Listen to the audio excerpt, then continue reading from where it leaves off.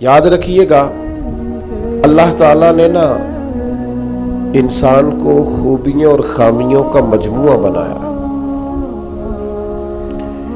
انسان کے اندر بحیثیت انسان خامیاں بہرحال باقی رہتی ہیں، تو چونکہ اس میں خامیاں باقی رہتی ہیں تو ہمیں اس کی خامیوں، غلطیوں اور بشری کمزوریوں سمیت اس سے پیار کرنا پڑے گا۔ اگر ہم یہ کہیں کہ کوئی غلطی ہی نہ کرے، اس کے اندر کوئی کمزوری ہی نہ رہے، کوئی اس کے اندر بشری تقاضا باقی نہ رہے، تو پہلی بات یہ ہے کہ ہمارا یہ مطالبہ ہی سرے سے غلط ہے۔ اس لیے کہ اللہ تعالیٰ نے بالکل معصوم تو فرشتوں کو بنایا ہے، فرشتے معصوم ہیں، اور اشرف المخلوقات اللہ نے حضرت انسان کو بنایا ہے۔ اس کے ساتھ اللہ نے یہ آزمائش رکھی ہے، تو انسانوں کے اندر کمزوریاں رہیں گی۔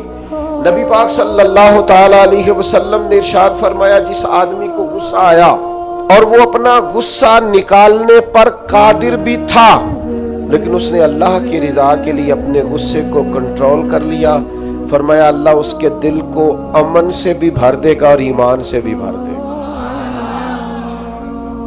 غصے کو کنٹرول کرنا ایمان کی مضبوطی کا باعث بنتا ہے۔ ہوں گے کچھ لوگ بیچارے جو کمزور ہوں گے، کچھ نہیں کہہ سکتے، آپ کا غصہ سہتے ہوں گے، یا کچھ ایسے لوگ ہوں گے جو آپ سے محبت بے پناہ کرتے ہوں گے، اس لیے آپ کا غصہ برداشت کرتے ہوں گے۔ لیکن حضور نے جو ہمیں اخلاقی رویے سکھائے ہیں، ان میں تو محبوب نے فرمایا وہ پہلوان ہے جو اپنے آپ پر کنٹرول کرے، اپنے آپ کو قابو میں رکھے، اپنے غصے کو، غیظ و غضب کو وہ ذرا سنبھال کر رکھے۔ ہم اپنے آپ پر کنٹرول نہیں رکھتے، بہت ساری باتیں ہیں جو ہم کر لیتے ہیں، لیکن چونکہ مومن ہے، حضور علیہ السلام کے غلام ہے، مجھے اچھی طرح پتہ ہے کہ سینکڑوں ہزاروں لوگ ایسے ہیں جن کو بعد میں پچھتاوا ہوتا ہے کہ مجھے یہ بات نہیں کرنی چاہیے تھی، مجھے اس طرح کا رویہ نہیں رکھنا چاہیے۔ کچھ بولیاں بول لیتے ہیں، لیکن چونکہ اندر ایک مومن بستا ہے، حضور کا غلام بستا ہے، تو پھر دل پچھتاتا ہے، سینے میں بات کٹکتی ہے۔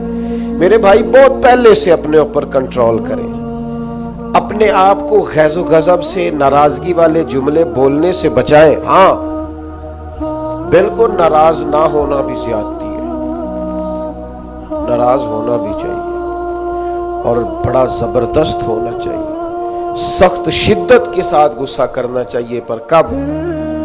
جب اللہ کی حدوں کو توڑا جائے، جب شریعت کی مخالفت کی جائے اور بے جا دین کی باتوں کو چھوڑا جائے، اللہ کی رضا کے لیے ناراض ہو۔ سیدہ طیبہ طاہرہ حضرت عائشہ صدیقہ رضی اللہ تعالیٰ عنہ فرماتی ہیں، کبھی اپنی ذات کے لیے حضور ناراض نہیں ہوئے، لیکن اگر اللہ کی حدیں توڑی جاتی تھی تو ناراض ہوتے تھے۔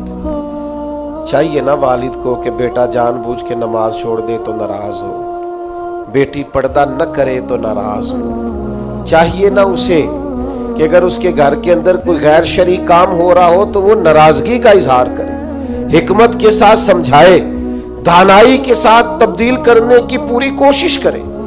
آپ کا دل اس وقت پوری طور پر ناراض ہو جب آپ شریعت کی مخالفت ہوتے ہوئے دیکھیں۔ 10,000 گم ہونے پر تو جس کا دل پریشان ہوتا ہے، لیکن نماز ظہر قضا ہونے پر جسے کوئی اثر نہیں ہوتا، جو چند منٹ، آدھا گھنٹہ، پونا گھنٹہ نوکری سے لیٹ ہو تو احساس پیدا ہوتا ہے، لیکن کئی دن بیت گئے، فجر نہیں پڑی، کتنے دن گزر گئے، سویرے اللہ کی بارگاہ میں نہیں اٹھا، توجہ نہیں ہوتی۔ او سنگیو، آؤ یارو اپنا اخلاق تو دیکھیں، میری بھی فجر قضا ہے، میرے پتر کی بھی قضا ہے، میری جوان بیٹی بھی جم کے سو رہی، کبھی ماتھے پر شکن تک نہیں آئی، لیکن میری روٹی لیٹ ہو جاتی ہے تو میں سارا گھر سر پہ اٹھا لیتا ہوں، زمین آسمان ایک کر دیتا ہوں۔ میرے بچے، آپ کے بچے ہماری نگاہوں کے سامنے وہ پوری طرح بری سوسائٹی کا شکار ہو جائیں اور وہ جانے کس کس گناہ میں لگ جائے، معاذ اللہ، شکن تک نہیں آتی، لیکن میرے کپڑے وقت پر استری نہیں ہوئے، مجھے ٹائم پر فلاں چیز نہیں دی گئی، آسمان سر پہ اٹھا لیا جاتا ہے۔ حضور نے تو ہمیں یہ اخلاق سکھایا ہے کہ لہو سے تیرا وجود بھی ذات کے لیے بھر دیا جائے تو زبان سے لان تان نہ کرنا، یہ تیرے نبی کا طریقہ ہے۔ ہاں، اس شخص سے بچنا جو تیری نمازوں کو قضا کرنے کا ذریعہ بنے۔ ایسے لوگوں کے بارے میں تیرا رویہ سخت ہونا چاہیے، جہاں تیری عبادات، تیری اللہ کی بندگی داؤں پہ لگتی تجھے نظر آئے۔ خدا را دین کا مزاج تو سمجھے، ہم کس طرف چلے۔ اور پھر یہاں میں بڑی ذمہ داری سے یہ بات بھی عرض کر دوں،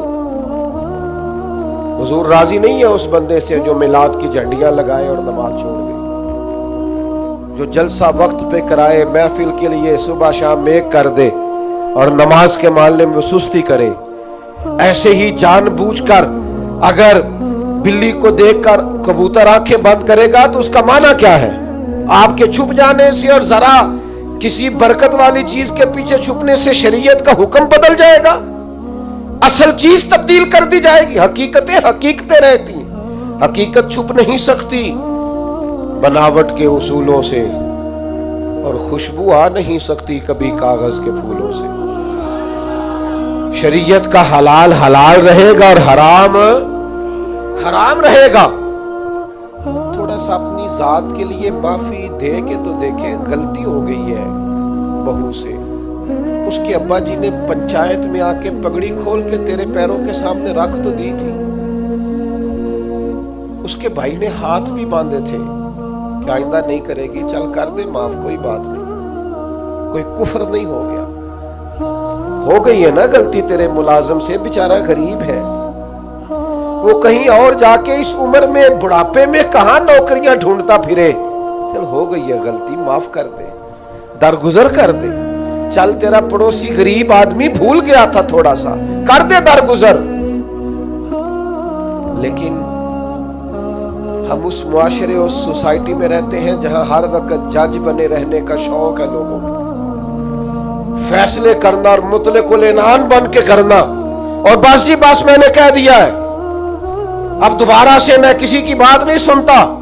آپ مجھ سے ناراض نہ ہو جائیں تو یہاں تو مسجد کی کمیٹی کا صدر کسی سے کنٹرول نہیں ہوتا، سارا کچھ بگڑتا ہے تو بگڑ جائے الا ماشاءاللہ، لیکن ہمارا مزاج ہے ماں بدولت نے جو کہہ دیا وہ ہو کے رہے گا۔ پتھر برسانے والے، تکلیفیں دینے والے، اذیتیں دینے والے حضور کے سامنے گردنیں جھکائے کھڑے تھے، بتاؤ بھائی تمہارے ساتھ کیا سلوک کروں؟ فتح مکہ کے دن اعلان ہو رہا ہے، انہوں نے پتہ کیا کہا؟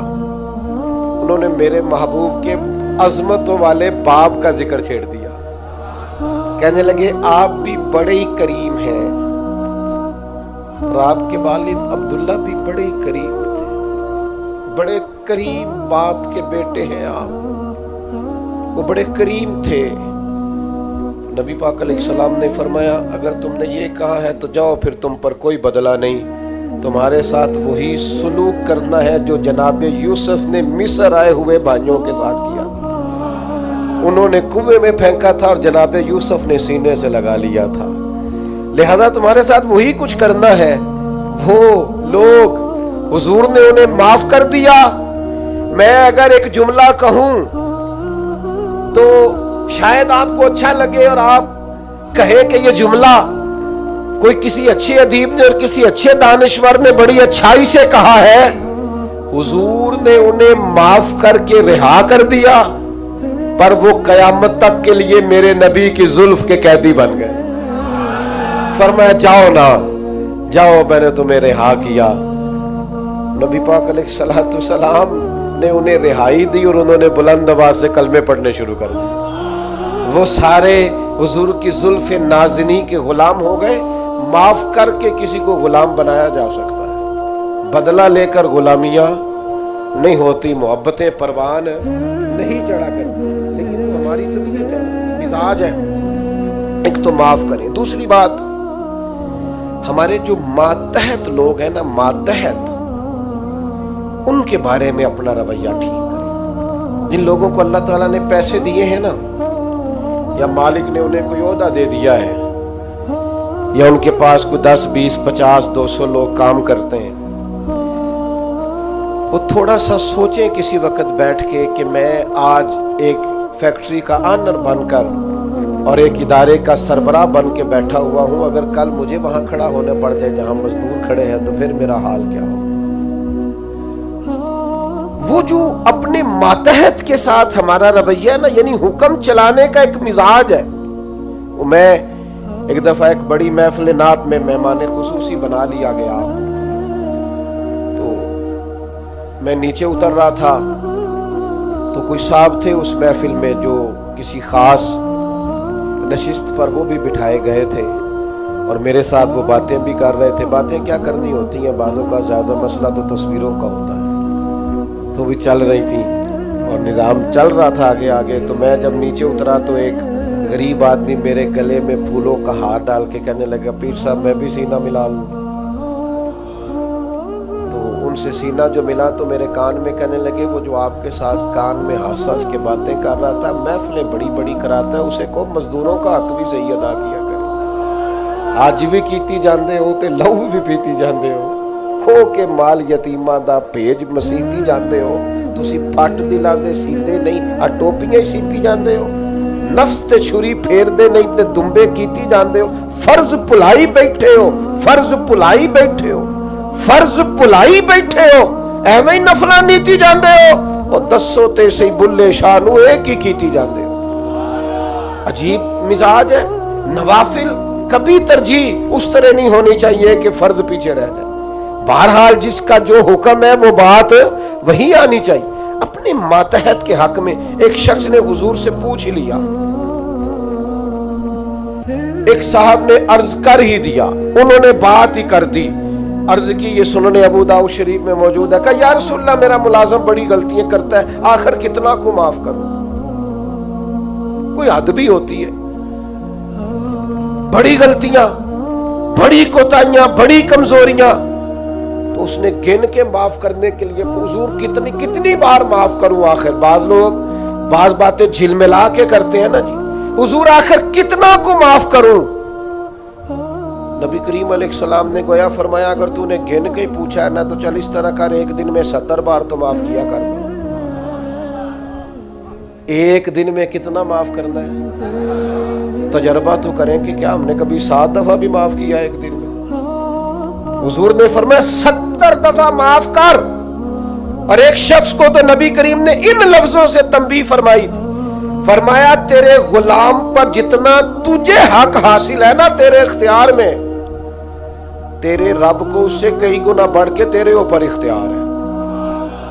یا رسول اللہ ان کا کرے کیا؟ تو نبی پاک نے فرمایا اپنے غلاموں کو اس طرح رکھنا. یہ جو بڑی بات کرتے ہیں نا انسانی حقوق کی، وہ ملازم نو سوٹ دے رہے نے، کہ نوائیے میں کدی واری پایا ہے نوائیے، لہذا تو بھئی آپ کو بغیر جو نہیں پہنا تھا وہ دینا چاہیے تھا نا، ملازم کو نیا خرید کے دیتے نا آپ.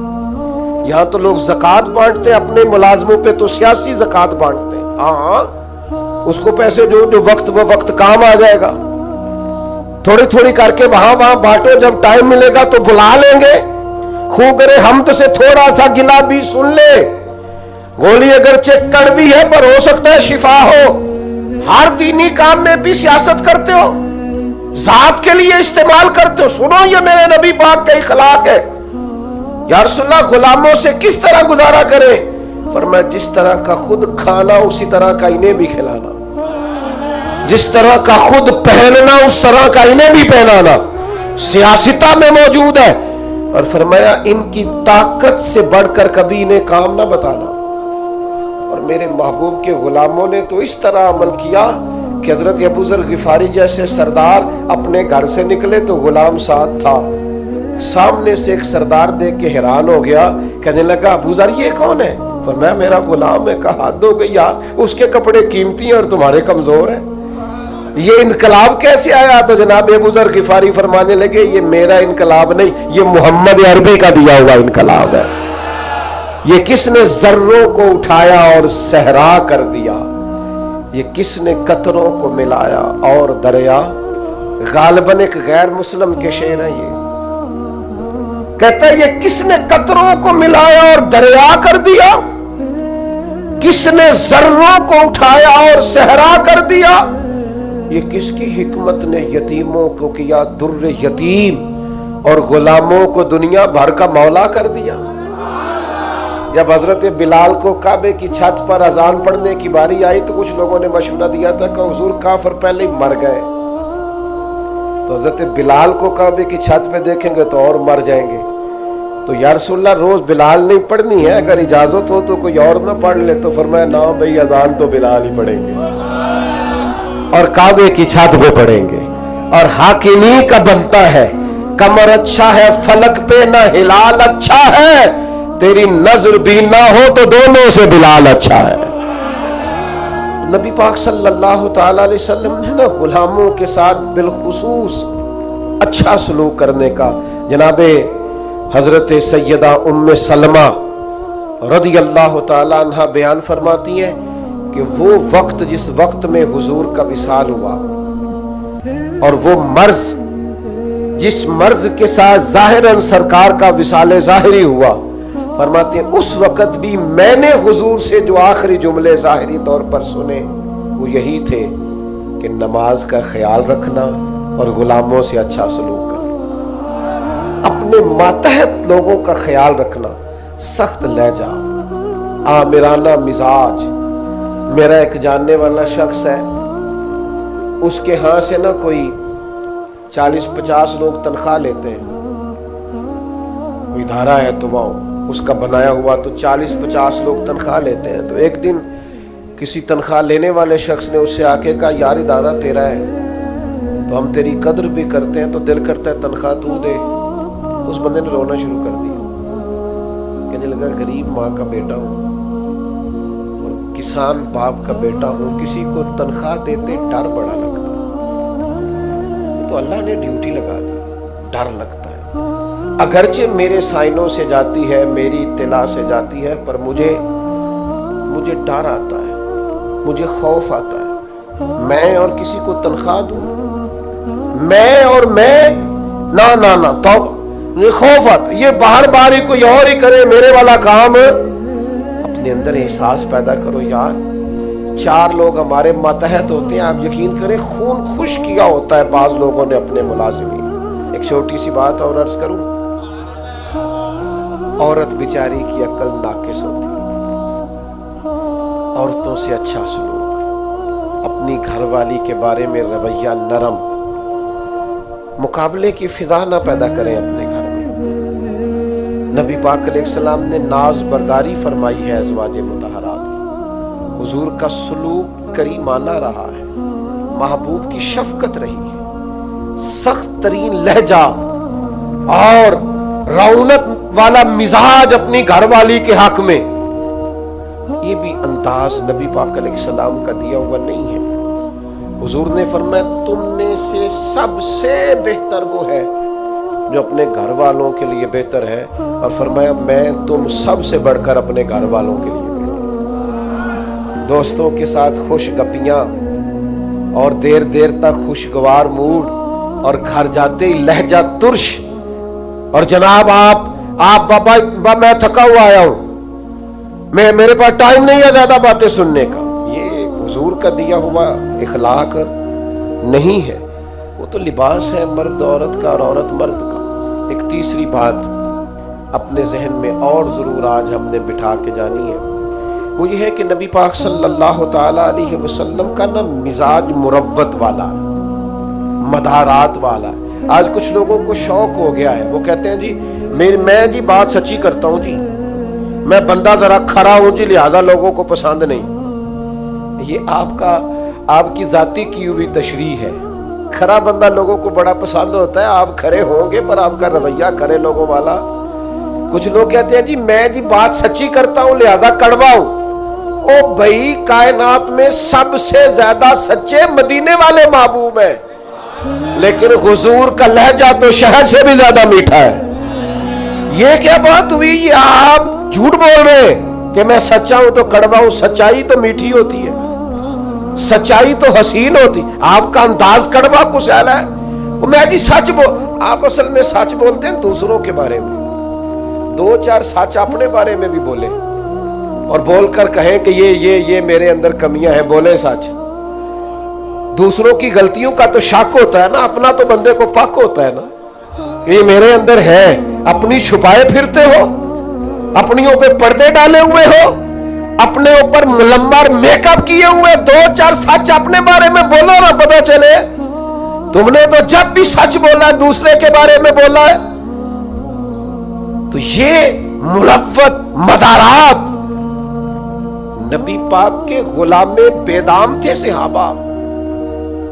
حضور کبھی کسی کا نام لے لیتے تو وہ سمجھتے کہ ہماری تو معراج ہو گئی ہے، اور حضور کسی کو نام لے کے بھی ڈانٹ دیتے تو وہ سعادت سمجھتے، قربان ہوتے۔ لیکن یہ میرے نبی پاک کی مروت کا انداز ہے، یہ حضور کی مدارات۔ کچھ لوگ کہتے ہیں جناب وہ آپ کے ڈھیلے ڈھالے ہونے سے حالات خراب ہوئے ہیں۔ او بھائی کیا کرے، لہجہ مروت والا ہے، کیا کرے انداز پیار والا ہے، کیا کرے کوشش کرتے ہیں، ہمت پکڑتے ہیں، کرتے ہیں، دل کرتا ہے کئی دفعہ چار سختیاں میں نے بھی کرنی ہے، پر وہ کیا کریں، کسی فقیر کے ہاں بیٹھنے والے ہیں، انہوں نے اندر سے وہ سارا انداز ہی سارا نکال دیا ہے۔ نبی کریم صلی اللہ تعالی علیہ وسلم کسی صحابی کا نام لے کر بھی اگر کبھی اس کو سمجھا دیتے تو وہ اپنی سعادت سمجھتا، لیکن حضور کی بارگاہ میں اگر کسی کی شکایت آتی تھی نا تو نبی پاک کبھی بھی اس کا نام لے کر بات نہیں کرتے تھے، مجموعی بات کر دیتے، فرماتے لوگوں کو کیا ہو گیا ہے۔ اب انہوں نے اس طرح کرنا شروع کر دیا، وہ مجموعی بات ہوتی تھی تو جس کی ہوتی تھی وہ خود بخود سمجھ جاتا تھا۔ حضور نے ایک مقام پہ فرمایا کمزور خیالات والے نہ بن جانا، کہنا کہ لوگ اگر میرے ساتھ اچھا کریں گے تو میں بھی اچھا کروں گا، اگر لوگ برا کریں گے تو میں بھی برا کروں گا، اس طرح کا رویہ نہ کرنا، بلکہ اعلیٰ اخلاق، آپ کی طبیعت میں مروت ہو۔ ایک صحابی حاضر ہوئے اور انہوں نے بڑی انوکھی بات کی، اور یہ جو بات انہوں نے کی ہے نا یہ میرا اور آپ کا بہت سارے لوگوں کا مسئلہ ہے، اس طرح کی باتیں ڈھیر سارے لوگ آ کے کرتے ہیں۔ انہوں نے آ کے عرض کی یا رسول اللہ صلی اللہ تعالی علیہ وسلم میرے چچا زاد بھائی ہیں، میں ہمیشہ ان کے ساتھ حسن سلوک کرتا ہوں، انہوں نے کبھی بھی میرے ساتھ نہیں کیا، مجھے جب بھی ان کی ضرورت پڑی ہے انہوں نے انکار کیا ہے، اور انہیں جب بھی ضرورت پڑی ہے میں حاضر ہوا ہوں۔ یا رسول اللہ اب تو میں اتنا پریشان ہوا ہوں کہ میں نے قسم اٹھا لیا کہ اب میں بھی ان کے کسی کام نہیں آؤں، طے کر لیا ہے۔ تو حضور حکم کیا ہے؟ میں قسم اٹھا آیا ہوں کہ بس ختم۔ نبی پاک علیہ السلام نے فرمایا میں تمہیں حکم دیتا ہوں کہ قسم کا کفارہ دے لے اور ان کے ساتھ اس نے سلوک ہی کر۔ تو اپنا رویہ ان کے بارے میں وہ نہیں کر سکتا جو ان کا رویہ، تو نے اس نے سلوک کے۔ اور یار یہ کوئی کمال ہے کہ اچھے کے ساتھ اچھا ہوں اور برے کے ساتھ برا ہوں؟ اچھا ایک اور بات آج کل نوجوان بڑی وہ جی مجھ سے غلط بات برداشت نہیں ہوتی، صحیح بات کو بھی برداشت کرنا پڑتا ہے، برداشت ہی غلط بات کرنی ہوتی ہے، غلط رویہ ہی تو برداشت کرنا ہوتا ہے، صحیح کو تو برداشت کرنا ہی نہیں پڑتا۔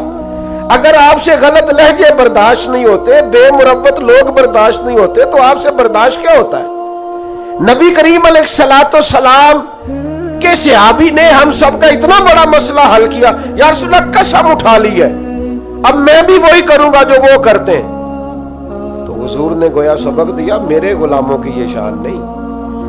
حضور علیہ الصلوۃ والسلام ارشاد فرمانے لگے سن بھائی تو قسم کا کفارہ دے لیکن تو نے اس نے سلوک ہی کرنا ہے، تو نے اپنا رویہ ان کے ساتھ کبھی بھی غلط نہیں کرنا، تو نے اپنا رویہ ہمیشہ ان کے ساتھ۔ ایک اور بندے نے آ کے عرض کی تھی یا رسول اللہ صلی اللہ علیہ وسلم میرے رشتہ داروں کا سلوک میرے ساتھ بڑا ہی جاہلانہ ہے، میرا رویہ ان کے ساتھ اچھا ہے۔ ویسے میں اور آپ تھوڑا تجربہ کر لیں، وہ صحابی تو سچ بول رہے تھے بالکل، ہمارے ہاں ڈھیر سارے لوگ اس معاملے میں سچے بھی نہیں ہوتے، وہ کہہ رہے ہوتے ہیں میں رشتہ داروں سے بڑا اچھا ہوں، پر یہ تو دوسرے سے پوچھیں گے تو پتہ چلے گا، یہ تو سامنے والا اپنا رویہ بتائے گا تو پھر سمجھ آئے گی، ورنہ تو پنچایت میں ہر بندہ یہی کہہ رہا ہوتا ہے کہ سب سے زیادہ نیک میں ہی ہوں، آپ جس کی بات سنیں وہ فل سچا ہوتا ہے، یہ تو دوسرا بھی اپنی بولی بولے گا تو پھر بات سمجھ میں آئے گی۔ لیکن صحابی نے عرض کیا یا رسول اللہ صلی اللہ تعالی علیہ وسلم میں نیکی کرتا ہوں، وہ جہالت کرتے ہیں، بدتمیزی کرتے ہیں، زیادتی کرتے ہیں۔ یا رسول اللہ میں پیار کرتا ہوں، ان کی طرف سے ہمیشہ جفا ہوتی ہے۔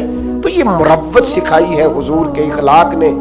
میرے کریم محبوب فرمانے لگے اگر واقعہ ہی ایسا ہے جیسا تو کہہ رہا ہے کہ وہ زیادتی کرتے ہیں تو نیکی کرتا ہے، تو کریم فرمانے لگے پھر تو انہیں راکھ چٹا رہا ہے۔ اور حضور فرمانے لگے جب تک تو ایسا کرتا رہے گا رب تیری مدد فرماتا رہے گا، اللہ تیرے لیے مددگار پیدا کرے گا۔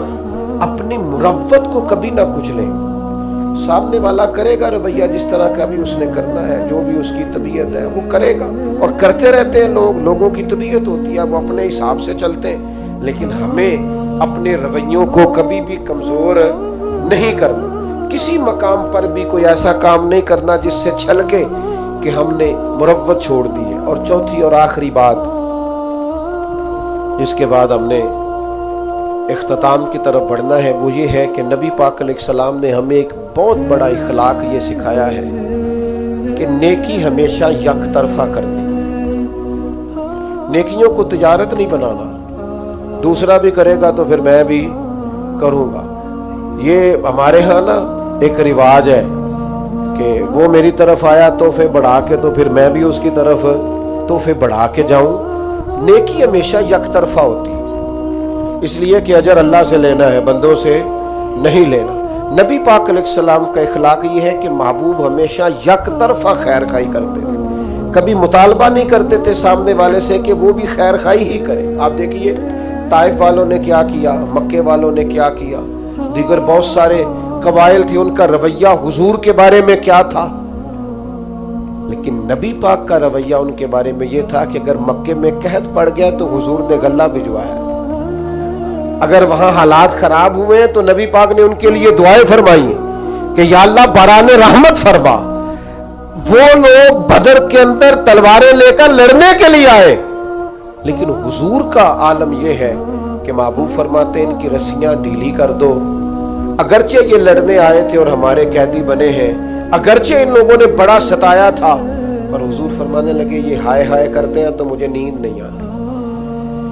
نیکی یک طرفہ ہوگی، آپ یہ اس چکر سے اگر تو اخلاق والا بننا ہے تو پھر اس چکر سے نکل آئے کہ میں نیکی کروں گا اور جواب میں دوسرا بھی نیکی، سینکڑوں لوگوں سے، اور اگر میں یہ دعویٰ کر دوں تو شاید سچا ہوگا کہ میں نے زندگی میں ہزاروں لوگوں سے بیٹھ کر گفتگو کی،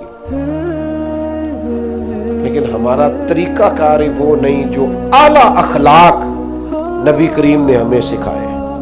ہم صرف اپنے دوستوں کی اور اپنے گروپ کی تعریف کرنے کے قائل، حق پرست نہیں رہے، ہم گروہ پرست ہیں۔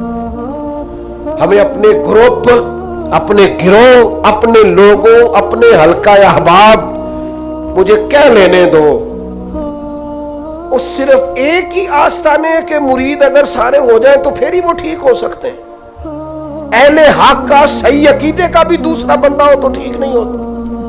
اس قدر زیادہ چھوٹی اور محدود سوچیں اور بس ایک مخصوص سے دائرے میں بند ہو کر زندگی گزارنے والے مسلمان، امت کا تصور کہاں گیا؟ ارسلت الی الخلق کی بات کہاں گئی؟ اس طرح کے کچے اور کمزور نظریات اور اس طرح کی پلپلی باتیں، میرے ایک دوست نے مجھے ایک دفعہ کہا، پیر بھائی نے کہنے لگے ہم کسی اور جگہ بھی جا سکتے ہیں، میں کہ پتر ایک نہیں تو 100 جگہ پہ جا، خیر مومن کی گمشدہ میراث ہے، جہاں سے ملے وہاں سے لے لو۔ ہاں ایک بات ضرور ہے، اس کو ضرور آپ ذہن کے اندر رکھیں کہ کسی مقابلے پہ نہ اتریں، کسی ایسے چکر میں نہ پڑے۔ وہ کسی بزرگ نے کسی سے کہا تھا پیر 2 بھی ہو سکتے ہیں، اس نے کہا نہیں، اس طرح کر یہ رویہ بنا لے کہ والد ایک ہوتا ہے، چچا 15 بھی ہو سکتے ہیں، 20 بھی ہو سکتے ہیں، چلے اس طرح کا مزاج بنا لے۔ لیکن ہماری طبیعتوں اور مزاجوں کے اندر جو گھٹن آئی ہے وہ خوفناک ہے۔ یک طرفہ نیکی کا مزاج بنائے۔ تو ایک تو آپ کی خدمت میں آج یہ بات عرض کی ہے کہ کوشش کریں درگزر اور معافی کا مزاج پیدا، اور دوسرا خاص کر اپنے ماتحتوں کے بارے میں اپنا رویہ ٹھیک، اور تیسرا تھوڑا مروت والا مزاج بنائیں۔ ہاں جہاں حق بات کہنی ہو ضرور کہیں، لیکن کچھ مروت ہو، ہر وقت ہی تلخ رہنا اور بے باک رہنا اور جو منہ میں آنا کہہ دینا۔ قاتل کو کوئی قتل کے آداب بتائے، دستار کے ہوتے ہوئے سر کاٹ رہا ہے، اور کسی نے کہا تھا کہ تعلق توڑ دینے کے بھی کچھ آداب ہوتے ہیں اور کسی کو چھوڑ دینے کے بھی کچھ آداب ہوتے ہیں۔ کوئی تو مروت آپ کے مزاج میں ہو، ہر وقت کی تلخی، ہر وقت کی ناراضگی، کسی کے بارے میں آپ کے یہاں خیر کے جذبات نہیں، یہ کبھی ایسا رویہ نہ اختیار کرے۔ اور چوتھی اور آخری بات یہ، نیکی کو یک طرفہ بنائے، نیکیوں کو تجارت نہ بنائے کہ سامنے والا کرے گا تو پھر میں کروں گا۔ اللہ تعالی ہماری حاضری قبول فرمائے۔